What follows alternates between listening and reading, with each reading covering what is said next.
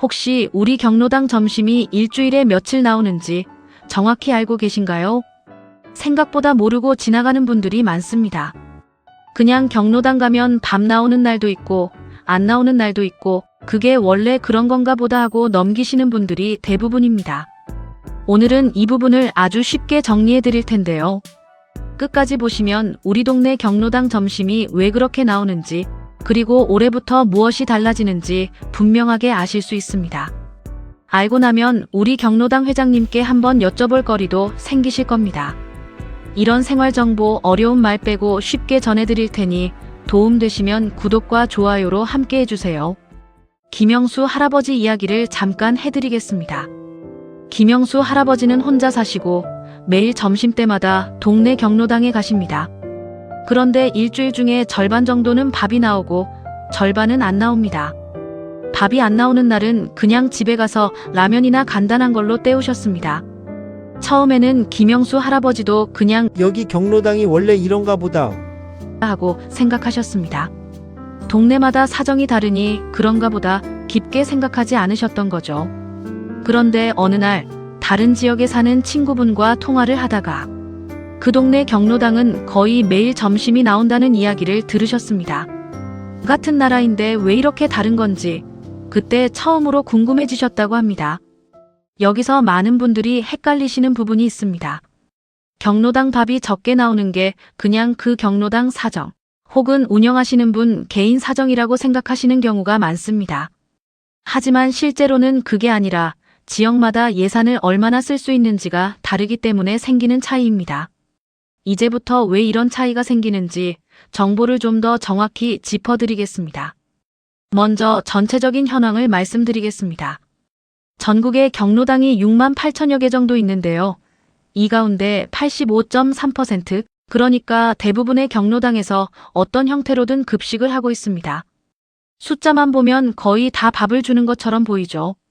그런데 평균적으로 일주일에 며칠 주는지 보면 3.4일에서 3.5일 정도입니다. 쉽게 말씀드리면 일주일 중 절반이 조금 안 되는 날에만 점심이 나온다는 뜻입니다. 김영수 할아버지처럼 일주일에 절반 정도만 밥을 드시는 분들이 사실은 전국적으로 평균에 해당하는 상황이라는 거죠. 여기서 정작 놓치기 쉬운 부분은 따로 있습니다. 이 평균은 전국을 다 합친 숫자일 뿐이고 지역별로 들여다보면 차이가 훨씬 크다는 점입니다. 지역별로 한번 보겠습니다.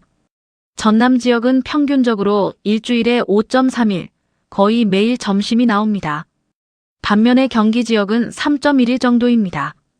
그리고 제주 지역은 1.1일, 일주일에 한 번 정도밖에 안 됩니다. 같은 나라, 같은 제도 안에 있는데도 사는 지역에 따라 경로당 점심을 받는 횟수가 이렇게까지 차이가 나는 겁니다. 이런 현상을 두고 식탁 양극화라는 표현을 쓰기도 합니다. 누군가는 거의 매일 챙길 수 있지만 또 누군가는 일주일에 한 번 정도밖에 못 챙기는 거죠. 쉽게 정리하면 경로당 밥이 적게 나오는 건 그 경로당이 게을러서가 아니라 그 지역 살림살이, 그러니까 지자체 예산 사정과 관련이 크다는 겁니다. 여기까지는 왜 이런 차이가 생기는지 말씀드렸고요. 이제 정말 중요한 올해 무엇이 달라지는지를 보겠습니다. 2026년 1월부터 시행 예정인 노인복지법 개정안이 있습니다. 한병도 의원이라는 분이 대표로 발의한 법인데요.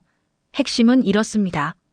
지금까지는 경로당의 쌀가, 그러니까 양곡비 정도만 지원하는 근거가 있었는데 이번에 반찬가, 즉 부식비를 지원할 수 있는 법적인 근거가 새로 마련된다는 겁니다.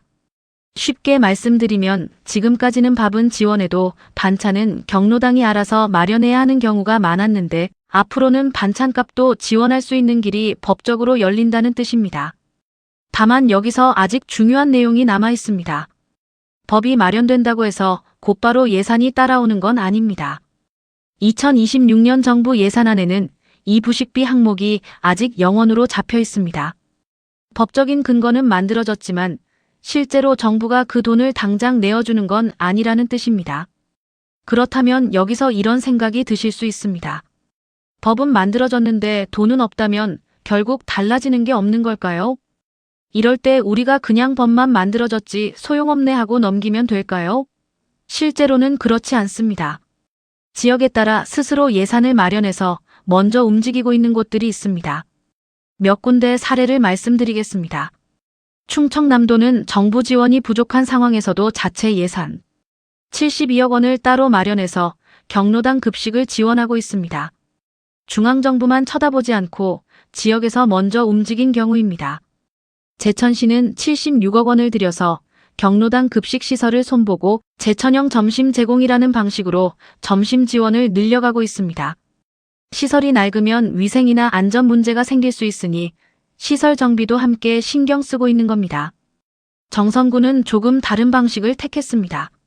노인 일자리 사업과 연결해서 경로당에서 조리하고 배식하는 어르신들께 76만 원의 활동비를 지급하고 있습니다. 어르신들이 밥을 드시는 분이면서 동시에 밥을 짓고 나눠주는 일자리도 가지게 되는 구조입니다. 단양구는 올해 50개 경로당에서 먼저 시범적으로 운영을 해보고 2029년까지 관내 전체 경로당으로 넓혀가겠다는 목표를 세우고 있습니다. 다시 한번 쉬운 말로 정리하면 정부 예산이 부족한 부분을 지역에서 자체 예산을 마련하거나 시설을 고치거나 일자리와 연결하는 방식으로 채워가고 있다는 겁니다. 모든 지역이 똑같이 빠르게 움직이는 건 아니지만 분명히 앞서가는 지역들이 있습니다. 여기서 다시 한번 정리해드리겠습니다. 전국 경로당의 85.3%가 급식을 하고 있지만 평균적으로는 일주일에 3.4일에서 3.5일 정도밖에 점심이 나오지 않습니다. 그리고 지역에 따라 전남은 5.3일, 경기는 3.1일, 제주는 1.1일로 차이가 큽니다. 2026년부터는 노인복지법 개정으로 반찬값 지원의 법적 근거가 마련되지만 정부 예산은 아직 영원으로 잡혀있는 상황입니다. 그래서 충남, 제천, 정선, 단양처럼 지역 스스로 예산을 마련하고 움직이는 곳들이 먼저 변화를 만들어가고 있습니다. 김영수 할아버지는 이 이야기를 듣고 나서 처음으로 동네 주민센터와 경로당 회장님께 직접 한번 여쭤보셨다고 합니다. 우리 경로당은 지금 일주일에 며칠 밥이 나오는지, 그리고 올해부터 달라지는 부분이 있는지 말이죠. 전과 다르게 그냥 원래 그런가 보다 하고 넘기지 않고 한번 확인해보는 쪽으로 달라지신 겁니다. 이게 단순히 밥 한 끼 문제로 끝나지 않습니다. 경로당에서 끼니를 챙기는 일은 살던 곳에서 계속 지내실 수 있도록 돕는 데 큰 역할을 합니다. 균형 잡힌 식사를 하면 건강관리에도 도움이 되고 정기적으로 경로당에 나오시면서 이웃들과 만나는 일도 자연스럽게 이어집니다.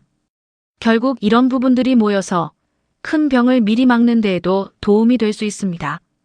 오늘 내용이 도움되셨다면 우리 동네 경로당은 일주일에 며칠 점심이 나오는지 한번 확인해 보시는 것도 좋겠습니다. 회장님이나 주민센터에 가볍게 여쭤보시면 됩니다. 오늘 내용이 도움되셨다면 주변 분들과도 함께 나눠보세요. 구독, 좋아요, 알림 설정도 해주세요. 헷갈리셨던 부분이 있다면 댓글로 남겨주세요. 다음 시간에도 어려운 내용 쉽게 풀어드리겠습니다.